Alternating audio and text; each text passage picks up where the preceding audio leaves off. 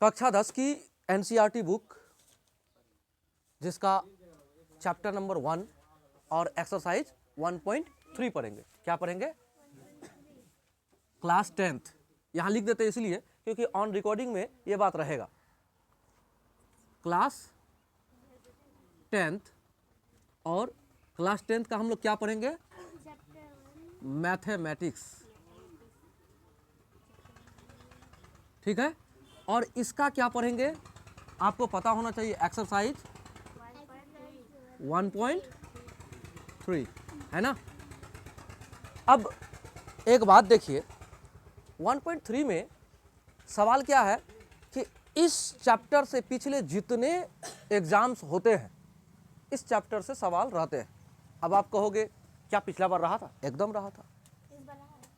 हाँ, तो हर बार रहता है, इसीलिए हम लोग को इसको VVI इस चैप्टर को ही मानकर चलना है, इस एक्सरसाइज को ही मान के चलना है ना। इससे सवाल रहेगा ही। तो पहला सवाल जो है इसमें देखिए क्या है, 1.3 कहता है सिद्ध कीजिए कि √5 एक अपरिमेय संख्या है। क्या है? सिद्ध कीजिए कि सवाल नंबर 1, सबसे पहले हम हल लिख देते हैं। और सवाल कहता है सिद्ध करना है। सिद्ध क्या करना है? कहता है सिद्ध कीजिए कि √5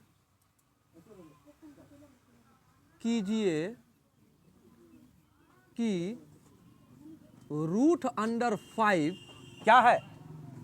एक अपरिमेय संख्या है। क्या है? √5 एक अपरिमेय संख्या है। एक अपरिमेय संख्या है। हमें यह सिद्ध करना है। क्या सिद्ध करना है? कि √5 एक अपरिमेय संख्या है। ऐसा मत करो, ठीक है। तो आगे हल्ला मत करो, जाओ उधर खेलो, जाओ। तो हम लोग को क्या सिद्ध करना है कि √5 एक अपरिमेय संख्या है। लेकिन आप परिमेय अपरिमेय जानते हो, हमने कल पिछले कक्षा में हम आप लोग को बता चुके हैं कि परिमेय संख्या का क्या खास बात है। तो हम इसको मानेंगे ना, इसको जो बनाएंगे ना, इसका तरीका है ये अपरिमेय सिद्ध करने बोलता है, लेकिन हम सिद्ध करने का प्रयास करेंगे परिमेय संख्या उल्टा। जैसे मान लो किसी लड़के को हम कह रहे तुम लड़की हो, साबित करते करते करते करते पता लगा नहीं, हो ही नहीं सकता, लड़की का गुण ही नहीं है, तो ये क्या है? लड़का है। इसी तरह से उल्टा साबित करेंगे। इसका जो प्रोसीजर है, तरीका है, जिस हिसाब से उसी हिसाब से चलते हैं। तो देखिए हम क्या करेंगे, हम लिखेंगे माना, क्या लिखेंगे? माना √5 एक क्या है? परिमेय संख्या है। क्या है? परिमेय संख्या है। हम इसको परिमेय संख्या है मान लिए, जबकि हमको सिद्ध करने क्या बोलता है? अपरिमेय। लेकिन हम सिद्ध क्या कर रहे हैं? परिमेय। अगर ये परिमेय है तो यानी इसलिए √5 बराबर P/Q के रूप में होना चाहिए। किस रूप में होना चाहिए? P/Q के रूप में होना चाहिए। जो ये प्रक्रिया हम आपको कल बताए थे कि परिमेय संख्या का क्या रूल रेगुलेशन है। तो P और Q में ऊपर वाले को कहता है अंश और नीचे वाले को कहता है हर, है ना। तो ये दोनों होना चाहिए, इस रूप में होना चाहिए, जहां जहां जहां Q नॉट इक्वल टू 0 होगा। क्या होगा? Q कभी भी 0 के बराबर नहीं होगा। Q जो है कभी भी 0 के बराबर नहीं होगा। इसका मतलब है हर कभी भी 0 नहीं होगा, हर कभी भी 0 नहीं होगा। और क्या होगा? तथा P और Q सह अभाज्य होगा। क्या होगा? सह अभाज्य होगा। सह अभाज्य होगा। अगर सह अभाज्य होगा तो इसका मतलब समझते क्या होगा? सह अभाज्य का मतलब होता है कि P और Q का HCF एक होगा, अर्थात P व Q का HCF क्या होगा? एक होगा। क्या होगा? HCF एक होगा। अब इसमें एक बात आता है, HCF एक आने का मतलब क्या है? सर एक काम करते हैं, P और Q का गुणनखंड करते हैं, वो उसका जो गुणनखंड करेंगे तो HCF मतलब मौसो महत्तम समावर्तक क्या मिलेगा हमको? 1 मिलेगा। अगर गुणनखंड कीजिएगा तो कुछ कॉमन नहीं आएगा, दोनों में से कुछ कॉमन नहीं आएगा, कोई ऊपर का संख्या और नीचे का संख्या में कुछ कॉमन नहीं आएगा। इसका मतलब ऊपर नीचे का जो संख्या है वो केवल खुद से कटेगा और किससे कटेगा? 1 से कटेगा। अर्थात किससे कटेगा? खुद से कटेगा और किससे कटेगा? 1 से कटेगा। हमारे पास ऐसा आना चाहिए। तो ये नियम कहता है, क्या कहता है? ये नियम कहता है, ये नियम कहता है कि P बटे Q के रूप में होगा, जहां Q क्या होगा? 0 के बराबर नहीं होगा तथा P और Q क्या होगा? सह अभाज्य होगा। और क्या होगा? अर्थात P व Q का HCF क्या होगा? 1 होगा। ठीक है, अब हम लोग एक काम करते हैं, जब प्रूफ करने की बारी आती है ना किसी चीज का, तो कहता है कि बराबर के इस पार और बराबर के इस पार जब कुछ प्रूफ करने की बारी आए, तो अगर इस साइड बराबर के बायां साइड या दायां साइड दोनों तरफ अगर सेम टू सेम कुछ जोड़ दे या सेम टू सेम कुछ घटा दे या सेम टू सेम कुछ गुना कर दे तो कोई फर्क नहीं पड़ता है। क्या नहीं होता है? कोई फर्क नहीं पड़ता है। तो इस बात को ध्यान रखना है कि इसमें हम लोग उसी प्रक्रिया के तहत गुजरेंगे। अब देखिए क्या करते हैं, तो हम लोग क्या करते हैं। अच्छा एक बात बताइए, किसी भी संख्या के नीचे क्या छिपा रहता है? 1। क्या छिपा रहता है? 1। तो इसका मतलब है इसके नीचे भी 1 छिपा रहा होगा। √5 बटे 1 बराबर होगा P बटे Q, एकदम ऐसा होगा। अच्छा, तो इस प्रकार का मैथ्स में अक्सर क्या होता है, जब बराबर के इस पार P बटे Q इधर भी P बटे Q के रूप में हो तो क्या करेंगे? तिरछा तिरछी गुना होता है, ऐसे ऐसे गुना और ऐसे गुना होके बराबर के इस पार और इस पार लिखा जाता है। इसका मतलब इधर क्या हो जाएगा? √5Q बराबर होगा 1P यानी P, 1P यानी कि P। अब हम लोग क्या बोले आपको कि बायां तरफ और दायां तरफ सेम टू सेम कुछ जोड़ने या घटाने या गुना करने या भगा देने से कोई फर्क नहीं पड़ता है। तो हम क्या करते हैं? दोनों तरफ P को और इसको क्या करते हैं? स्क्वायर करते हैं। तो लिखेंगे दोनों तरफ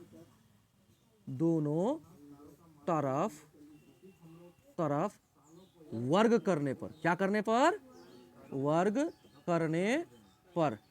इस तरीके को ध्यान में रखना, क्योंकि ये तरीका से ही ये बनेगा।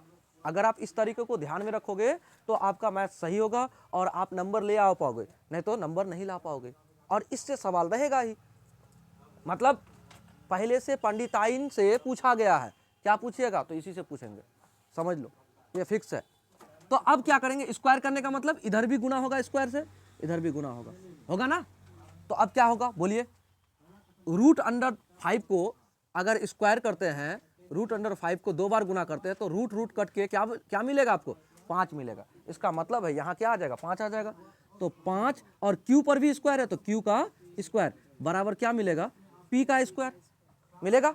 आप इसको क्या करो? इसको आप करो समीकरण 1। क्या करो? समीकरण 1। अब इसमें क्या करते हैं, हम एक बात को लिखते हैं। क्या लिखते हैं कि ये जो 5 है अगर हम यहाँ से यहाँ लेके आ जाए, इसका मतलब है कि P का स्क्वायर को क्या करेगा? ये भागा करेगा। ये यहाँ गुना में है Q के साथ, तो ये 5 इधर जाके क्या होता है? भागा होता है। आप चर अचर वाला मैथ्स पढ़े हो, पिछले कक्षाओं में पढ़े होंगे, 9 क्लास में पढ़े हो, 8 क्लास में पढ़े हो, तो उसमें क्या होता है कि चर अचर में क्या होता है? ये चर है और ये अचर है, तो अचर मान क्या होता है? इधर जाके इधर से अगर किसी भी अचर मान को या चर मान को बराबर के इस पार उस पार, अगर गुना में है बराबर के उस पार गया तो भागा हो जाएगा। अगर यहाँ भागा में है तो इधर जाके गुना हो जाएगा। अगर ये जोड़ में है तो इधर जाके घाटा हो जाएगा। अगर ये घाटा में है तो इधर जाके भागा हो जाएगा, ये जोड़ हो जाएगा, है ना। तो ऐसा होता है। तो इस 5 को इस पार से इस पार जाएगा तो क्या होगा? भागा होगा। इसका मतलब हम कह सकते हैं कि चूंकि P स्क्वायर 5 से विभाजित है, 5 से विभाजित है। ठीक है, क्या कह रहे हैं? चूंकि P स्क्वायर 5 से विभाजित है, हम कह रहे हैं, ठीक, इसलिए P भी यानी P स्क्वायर का मतलब क्या? P गुना P, ये दोनों जब 5 से विभाजित है तो इसका मतलब एक ठो P भी 5 से विभाजित होगा, तो हम इसको कहते हैं, इसलिए P भी 5 से विभाजित होगा। हमने कहा ऐसा होगा। हमने क्या कहा? ऐसा होगा। हमने पहले कहा कि ये दोनों का HCF 1 है, तो केवल 1 से कटना चाहिए। और किससे कटना चाहिए? अपने आप से कटना चाहिए। तो एचसीएफ 1 है और 1 से ही कटना चाहिए या फिर अपने आप से कटना चाहिए। यहाँ तो 5 से कट रहा है, यहाँ तो 5 से कट रहा है। इसका मतलब है हम जो माने हैं कि परिमेय संख्या है, ये बात गलत हो रहा है।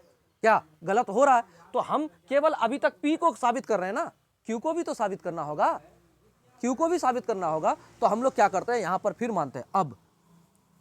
अब क्या करते हैं, P बराबर 5R, यहां क्या था 5 था ना, 5Q²। तो हम क्या किए, P बराबर 5R लेकर आगे बढ़ते हैं। फिर उसी प्रकार से दोनों तरफ क्या करेंगे, स्क्वायर करने पर क्या करेंगे, दोनों तरफ वर्ग करने पर। स्क्वायर का मतलब वर्ग, अंग्रेजी में स्क्वायर और हिंदी में वर्ग, ठीक है। तो P का स्क्वायर बराबर क्या हो जाएगा, 5R का स्क्वायर होगा कि नहीं, क्या होगा? ऐसा हमने माना कि ऐसा पुनः मान लेते हैं हम कि P बराबर 5R, हमने फिर से मान लिया, ठीक है। तो क्या किया, फिर से हमने क्या किया, वर्ग करने का काम किया। तो इधर भी P का स्क्वायर, इधर टोटल क्या हो जाएगा, 5R का स्क्वायर हो जाएगा। तो 5R का स्क्वायर का मतलब क्या होता है, आपको पता होना चाहिए। 5R का मतलब होता है 5 25 और R का स्क्वायर, होगा कि नहीं? ये टोटल पर स्क्वायर था ना। अब बराबर के इस पर क्या है, P है, P का स्क्वायर। समीकरण 1 में देखो तो P का स्क्वायर बराबर क्या है, 5Q का स्क्वायर। तो हम यहां लिख सकते हैं 5Q का स्क्वायर लिख सकते हैं। अब यहां कह देते हैं समीकरण 1 से, समीकरण 1 से क्या नहीं कह सकते, समीकरण 1 से हमने कह दिया कि P का स्क्वायर जो है ना वो कितना के बराबर है, इतना का, इसीलिए हमने यहां पर ऐसा लिख दिया। अब एक बात बताओ, ये Q के साथ गुना में है, इस 5 को इधर ले जाएंगे तो क्या 25 को भाग नहीं करेगा, कर जाएगा। यानी Q का स्क्वायर बराबर होगा 25 R का स्क्वायर बटे 5। तो 5 से 25 को काटोगे तो 5, इसका मतलब Q का स्क्वायर बराबर क्या हो जाएगा, 5R का स्क्वायर होगा। अब यहां पर हम उसी प्रकार से कह सकते कि ये 5 इस Q को भी भाग कर रहा है। तो हम कहेंगे चूंकि, क्या कहेंगे, चूंकि Q का स्क्वायर किससे, 5 से विभाजित है, क्या कहेंगे, विभाजित है, इसलिए Q भी 5 से विभाजित होगा। क्या होगा कि नहीं, विभाजित होगा। इसलिए, या फिर अतः कह दो, इसलिए क्या, इसलिए हम कहेंगे कि P तथा Q का HCF बराबर होगा, HCF बराबर होगा 1 के, नहीं होगा। क्यों नहीं होगा, अब बताओ। हमने कहा कि केवल 1 से भाग लगना चाहिए, और किससे भाग लगना चाहिए, अपने आप से भाग लगना चाहिए। ये तो 5 से कट रहा है, P भी कट रहा है और Q भी कट रहा है। इसका मतलब है कि HCF नहीं होगा, केवल 1 जो होना चाहिए HCF 1 वो नहीं होगा, 1 के बराबर नहीं होगा। जब नहीं होगा तो हम जो माने हैं कि परिमेय संख्या है तो वो तो गलत हो जाएगा। तो इसलिए हम कहेंगे इसलिए या फिर अतः हमारा मानना गलत है, हमारा मानना गलत है, ठीक है। अतः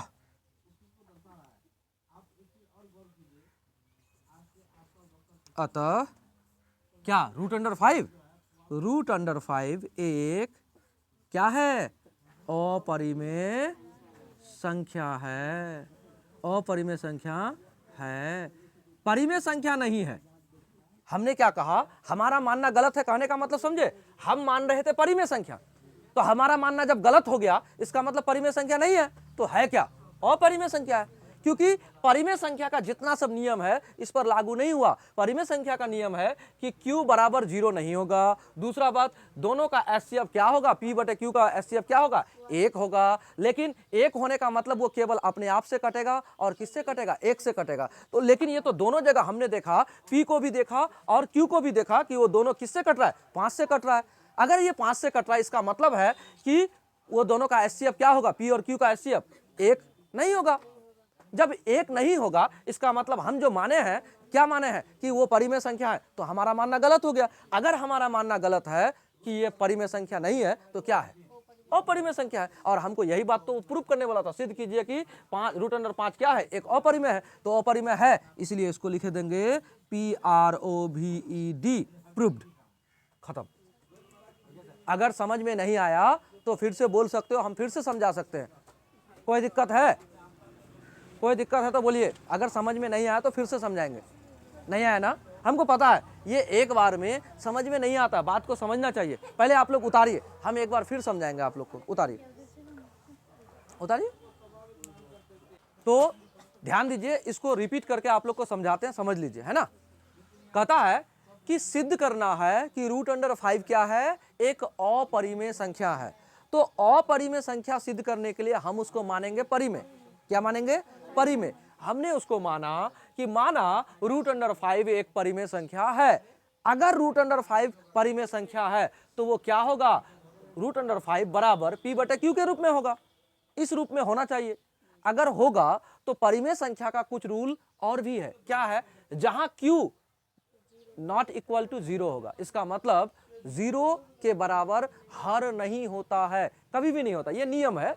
तथा P और Q क्या होगा, सह अभाज्य होगा। अब सह अभाज्य किसको कहते हैं? सह अभाज्य का मतलब होता है दोनों आपस में नहीं कटेगा। क्या होगा? दोनों संख्या P और Q कभी आपस में नहीं कटेगा, और कटेगा भी तो किससे कटेगा मालूम है? वो कटेगा अपने आप से और एक से कटेगा। इसका मतलब है ये P और Q का HCF क्या मिलेगा हम लोग को? एक मिलेगा। क्या मिलेगा? HCF एक मिलेगा। चलो यहां तक तो ये नियम था, परिमेय संख्या का ये नियम था, HCF एक होगा। अब एक बात, तो वो खुद से कटे या एक से कटे, ये नियम आना चाहिए, क्योंकि आपस में तो कटेगा नहीं। लेकिन यहां क्या हो रहा है, जब हमने इसको एक प्रोसीजर यानी प्रक्रिया के तहत आगे बढ़ाया कि P/Q को आगे बढ़ो लेके, तो इसके नीचे तो एक छिपा है ना, तो हमने किया। उसके बाद दोनों तरफ ऐसे लेके ये इधर गुना होगा, ये इधर गुना होगा बराबर में। तो क्या किए, √5Q, तो यहां देखो √5Q, इधर P, और दोनों तरफ तब क्या किया हमने, वर्ग किया, यानी स्क्वायर किया, इधर भी स्क्वायर इधर भी स्क्वायर। तो √5 पर जैसे ही स्क्वायर करोगे तो रूट अपने आप गायब हो जाएगा। तो क्या बचा? 5 बचा। और लेकिन Q पर तो स्क्वायर रह गया, तो Q पर हमने स्क्वायर दे दिया और P पर स्क्वायर दे दिया। इसको हमने मान लिया समीकरण 1, मान लिया। अब आ जाओ, समीकरण 1 हमको ये बताता है कि ये जो P है ना, ये किससे भाग लग रहा है? 5 से। तो हम कहते हैं चूंकि P² किससे? 5 से विभाजित है, यानी भाग लग रहा है, इसलिए P भी, क्योंकि P² का मतलब P गुना P, तो P भी किससे? 5 से विभाजित होगा। जस्ट उसी प्रकार से हमने P मतलब अंश का काम कर लिया, अब हम हर का काम करेंगे। तो हम क्या करते हैं, P बराबर 5R, हमने क्या माना? P बराबर 5R, हमने इसको मान लिया। ठीक है, अब मान लिया। अब कहोगे सर क्यों माने? तो आप मानो, क्यों मानोगे? ये प्रक्रिया है सिद्ध करने का, यही नियम है, हमको इसी नियम से चलना है। अब कहोगे कि सर हम किशनगंज जाएंगे, तो किधर से जाओगे? इसी रास्ते से जाओ, अच्छा रहेगा। अब तुम जबरदस्ती एकदम कोना कोनी दौड़ लोगे तो गलत हो जाएगा ना। तो वही बात है, प्रक्रिया है, इस प्रक्रिया के तहत हम लोग को चलना है। तो कहता है P बराबर 5R कर दिए। अब हम ठीक उसी नियम से कि दोनों तरफ वर्ग करने पर, तो क्या करते हैं, दोनों तरफ वर्ग करने पर, तो यहां भी स्क्वायर यहां भी स्क्वायर। तो आपने देखा समीकरण 1 में कि P का स्क्वायर बराबर क्या है, देखो तो, देखो ना, P का स्क्वायर बराबर 5Q²। तो 5Q² P के जगह पर हमने बैठा दिया, और जब 5 को इधर से इधर लेके गया तो 25 से 5 से काट दिए, 25 को 5 से काट दिए, तो ये दोनों कट के क्या मिला? 5R मिला। तो यहाँ Q² बराबर 5R का स्क्वायर आ गया। और इसी को हमने क्या किया, इसको हम यहाँ पर समीकरण 2 भी मान सकते हैं। क्या मान सकते हैं? इसको समीकरण 2 भी मान सकते हैं, लेकिन नहीं भी मानेंगे तो चलेगा। अच्छा, आगे बढ़ते हैं। अब क्या कहते हैं, चूंकि Q² 5 से विभाजित है, तो Q भी 5 से विभाजित होगा। तो दोनों तरफ हमने ये देखा कि दोनों तरफ ये क्या हो रहा है, 5 से कट रहा है, P भी कट रहा है और Q भी कट रहा है, जबकि कटना नहीं चाहिए। अगर कट रहा है तो इसका मतलब P तथा Q का HCF क्या होगा? 1 नहीं होगा, इसीलिए तो नॉट इक्वल टू 1 किए हैं। ठीक है, अब कहते हैं अतः हमारा मानना गलत है। जो हम माने हैं कि ये क्या है, एक परिमेय संख्या, तो परिमेय संख्या नहीं होगा क्योंकि ये 1 नहीं है। हो गया। अब आगे बढ़ते हैं, तब क्या कहते हैं, अतः √5 एक अपरिमेय संख्या है। ये सॉल्व हो गया। अब इस पर भी हम आपको एक बात कहेंगे, अगर आपको जरा सा भी संकोच कहीं पर लगे, इसको आप रिपीटली बनाओगे, बनाने के बाद कहीं पर अगर आपको दिक्कत लगे तो वीडियो को आप देख सकते हो, आपके पास सारा चीज अवेलेबल रहेगा। ठीक है ना, एक बार की जगह 2 बार भी, इससे पहले भी हम इसको पढ़ा चुके हैं, अब फिर पढ़ाएंगे जो तो उठो फिर अपलोड कर देंगे, दोनों वीडियो में से किसी को भी देखना एज यू विश, है ना। अब हम लोग को फिर से सिद्ध करने बोलता है 3 प्लस, क्या सिद्ध करना है, सिद्ध कीजिए, सिद्ध कीजिए,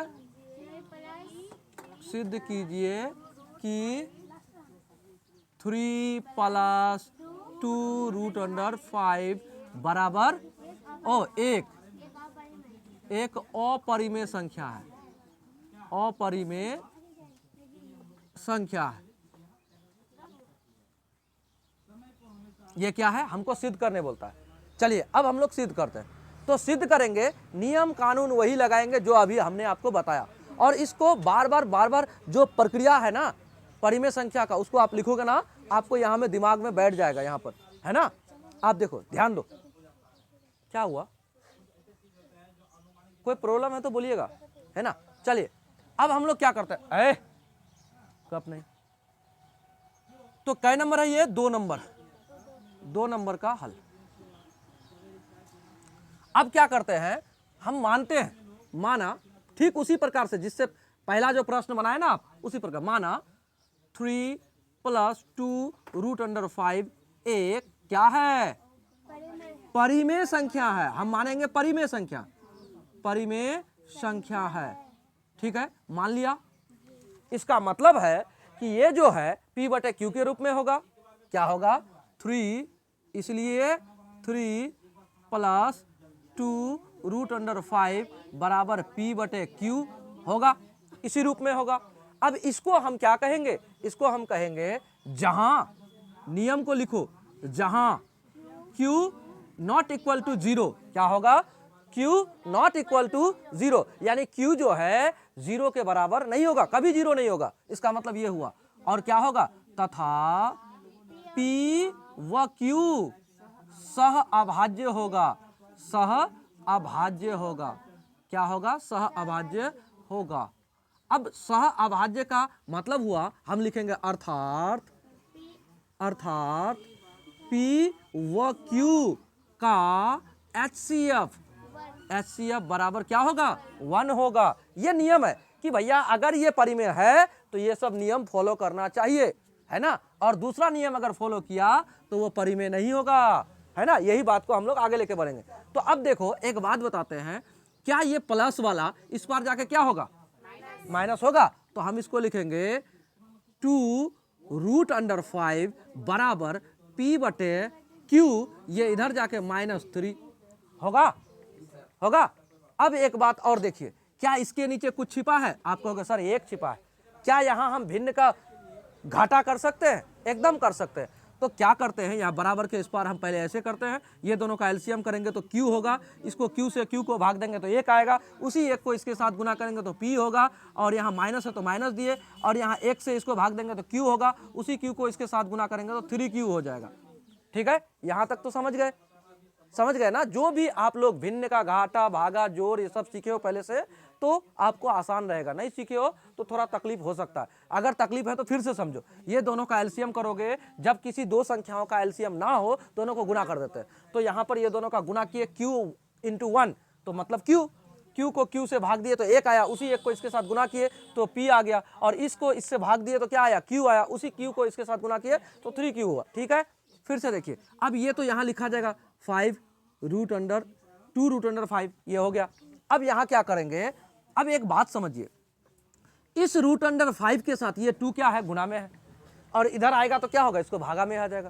क्या आ जाएगा, भागा में आ जाएगा। इसका मतलब हम इसको ऐसा लिख सकते हैं, रूट अंडर 5, क्या लिख सकते हैं, रूट अंडर 5 बराबर P बटे P - 3Q बटे Q, और बटे क्या आ जाएगा, बोलो 2 आएगा। तो इसके नीचे भी तो कुछ छिपा है, इसके नीचे कुछ छिपा है तो 1 छिपा है। तो जब ये भागा में होगा, मेन भागा यहाँ है, तो इसका मतलब है भागा में होगा तो जब गुना करेंगे तो ये दोनों पलटी मार देता है, ये ऊपर ये नीचे हो जाएगा। ठीक है, तो इसका मतलब है रूट अंडर 5 बराबर हो जाएगा क्या, P - 3Q बटे Q, और गुना में क्या होगा, गुना में होगा 1/2। ठीक है, अब आगे इसको गुना करके देखो क्या होगा। अब आगे करो, ये ऊपर से पूरा गुना हो जाएगा तो क्या आ जाएगा, इसको थोड़ा ऊपर कर लेते हैं, √5 इतना बराबर। अब इसको क्या करो, √5 बराबर क्या हो जाएगा, P-3Q/2Q होगा। तो आप इस टोटल को देखो, P-3Q/2Q, और इसको देखो तो ये दोनों क्या है, P/Q के रूप में है। अगर ये P/Q के रूप में है तो ये परिमेय संख्या है। लेकिन √5 अभी अभी हम लोगों ने क्या सिद्ध किया, अपरिमेय। तो अपरिमेय और परिमेय कभी भी बराबर नहीं हो सकता। क्या नहीं हो सकता, परिमेय और अपरिमेय कभी बराबर नहीं हो सकता। तो हम कहेंगे कि चूंकि हम जानते हैं, यहां लिखो, चूंकि हम जानते हैं क्या जानते हैं, जानते हैं कि √5 परिमेय संख्या, अपरिमेय संख्या है। जबकि क्या, तो आप कहोगे P-3Q/2Q परिमेय संख्या है।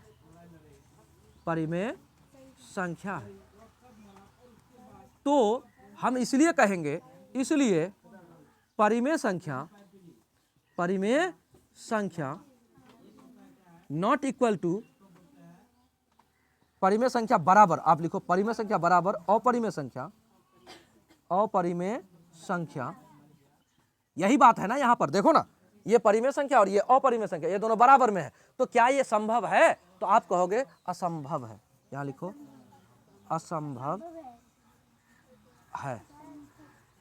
असंभव है। तो हम कहेंगे, इसलिए हमारा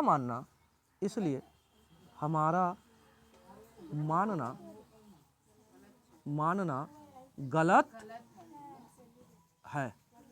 है। अतः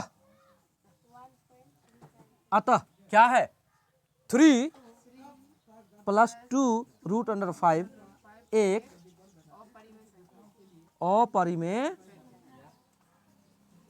संख्या है। प्रूव्ड।